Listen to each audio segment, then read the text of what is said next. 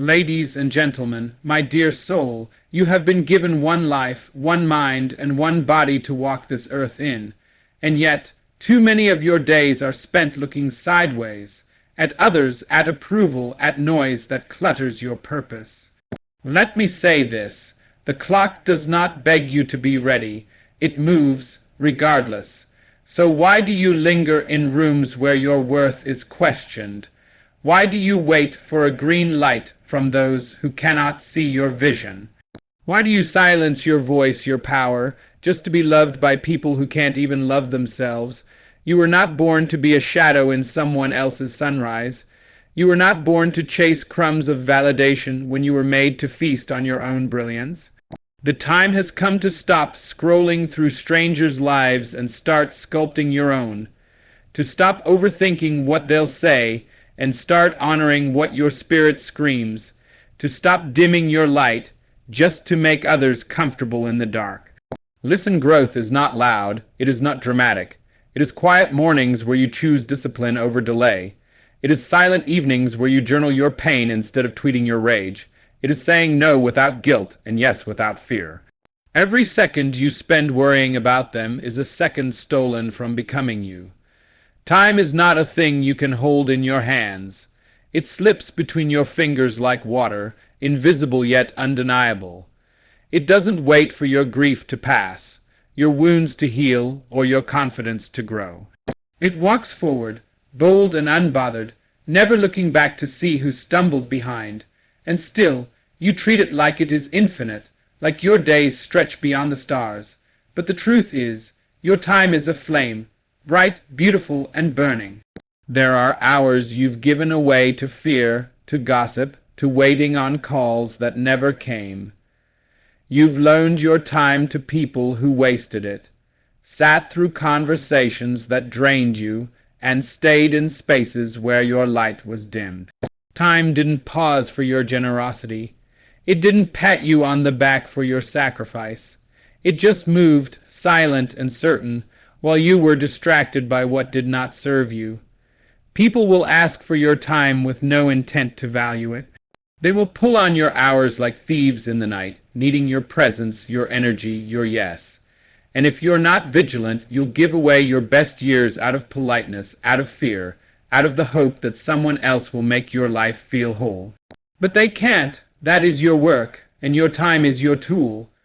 There is something sacred about the seconds you are given. Sacred, not because of how long they last, but because of what you can become inside of them. In a moment, you can forgive. In an hour, you can plan. In a day, you can change the course of your life. Sacred because you cannot buy it back, cannot borrow it from tomorrow, cannot beg for one more yesterday. It comes dressed in now, and now is all it ever gives you. We are taught to chase goals, but not to treasure time. We are told to be productive, but not purposeful. So you hustle, you grind, you move fast and call it progress. But what is progress if it doesn't nourish you? What is success if you don't have time to breathe, to rest, to feel joy in your bones? When you rush, you miss the sacredness. When you slow down with intention, you begin to understand the weight of each moment. You must become the protector of your time. Guard it like a garden. Let only those who pour into it step near. Spend it with people who inspire your growth, not those who keep you spinning in circles. Give it to the work that lights you from within. Be stingy with it, not out of arrogance, but out of reverence. Reverence for the fact that it is your most precious resource. Don't wait for a tragedy to realize how finite your time is. Don't wait until you are exhausted or ill or empty to start choosing differently. You don't need permission to begin living with intention. You only need to wake up and decide that this minute matters.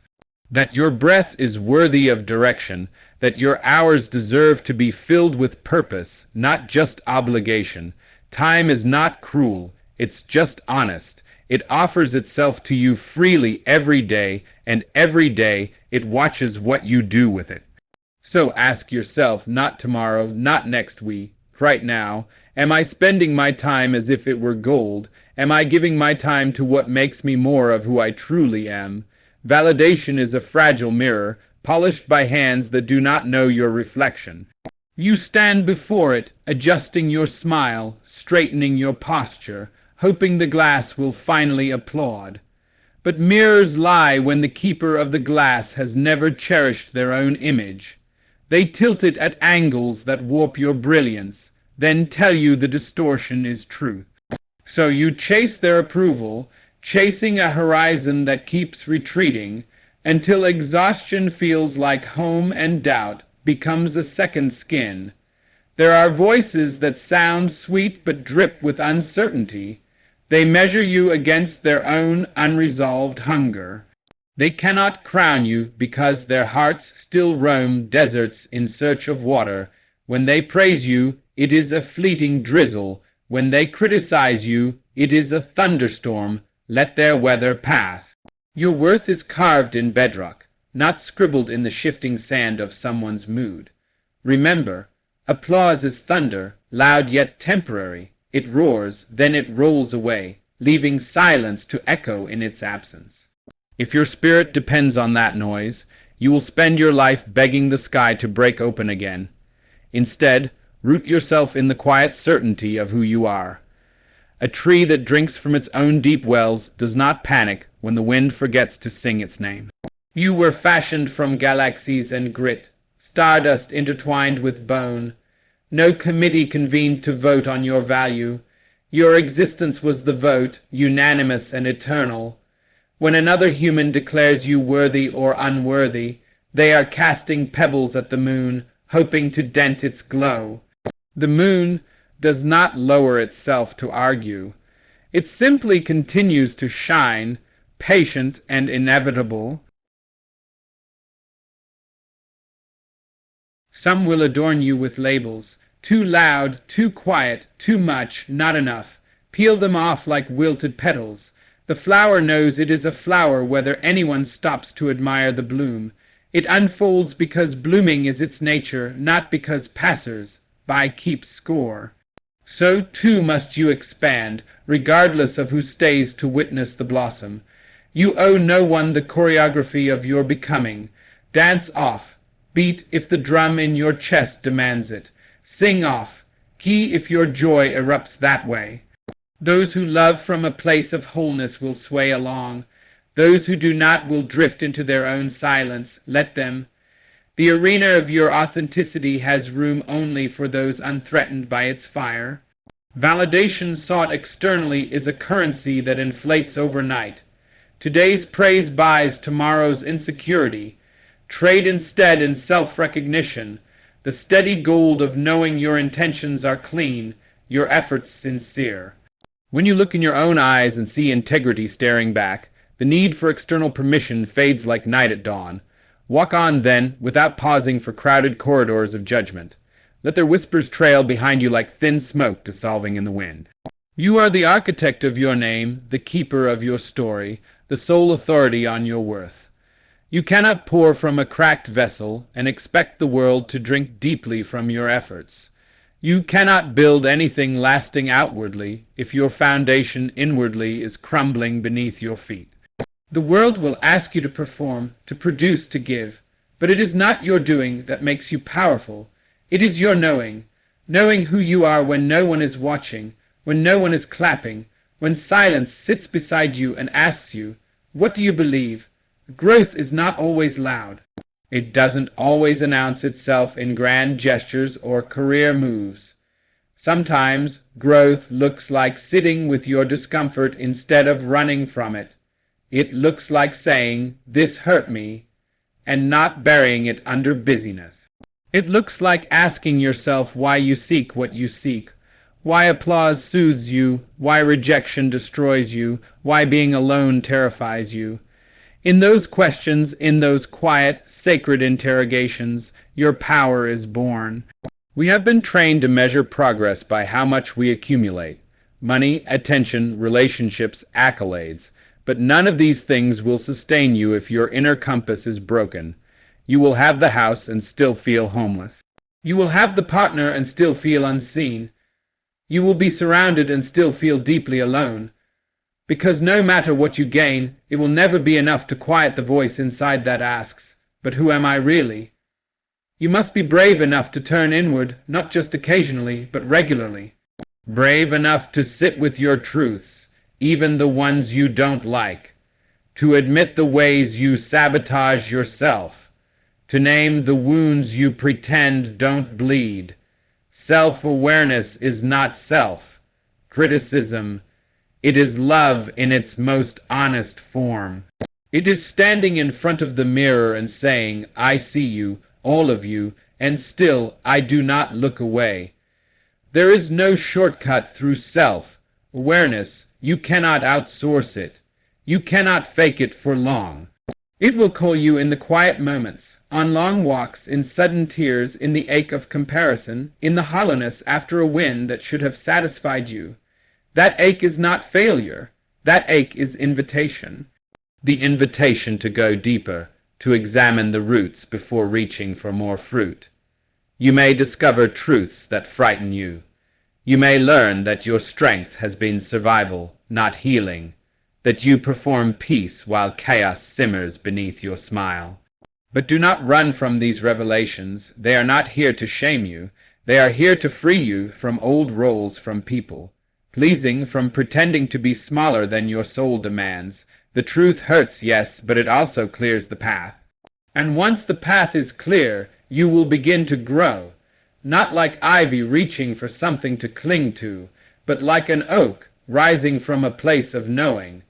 Others may see the leaves and branches, but it is the roots that will keep you steady when life shakes you.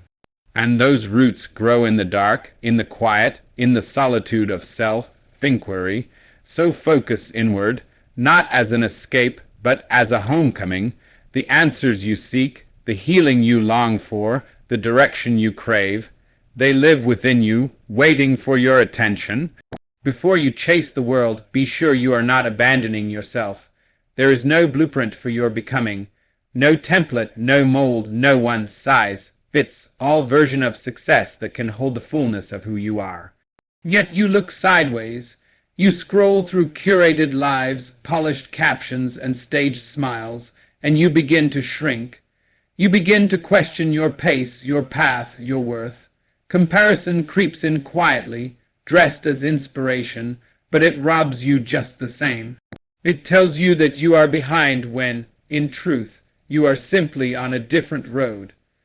You were never meant to walk someone else's journey. Their mountain is not yours to climb, and their victories are not proof of your lack. There is no race, no finish line, no divine scoreboard, yet the world will try to convince you otherwise. It will show you highlight reels and disguise them as reality, but what they show you is not truth, it is presentation. And your soul was not made to perform. It was made to live, to feel, to unfold. To chase what isn't yours is to leave yourself behind. You may gain the prize, but lose the meaning. You may wear the crown, but forget the shape of your own head. Copying someone else's life is like trying to breathe through another person's lungs. No matter how beautiful it looks, it cannot sustain you. You will suffocate in a life that does not belong to you, even if it glitters.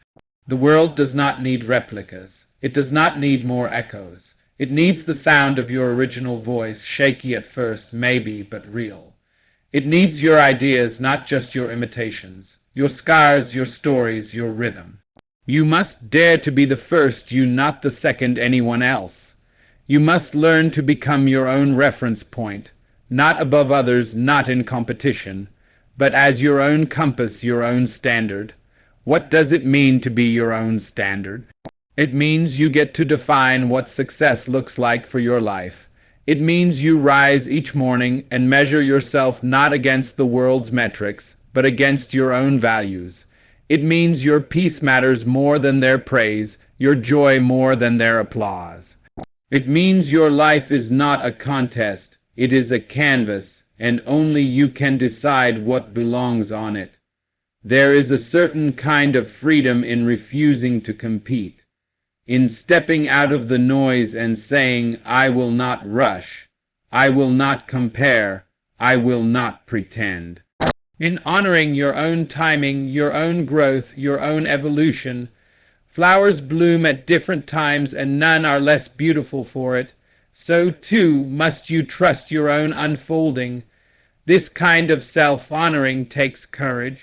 It takes strength to silence the pressure to keep up, to walk slower if your soul requires it, to work quieter if your spirit needs stillness, to grow differently even when no one understands. But know this, being misunderstood is not a failure. It is often the cost of authenticity. And authenticity is the seed of peace. So stop looking sideways. Look inward, then forward. Set your own standards. And when the world tries to tell you who to be, how to live, and what to want, smile softly and remember, you were never made to follow paths already paved. You were made to walk the one that rises to meet your own 2 feet.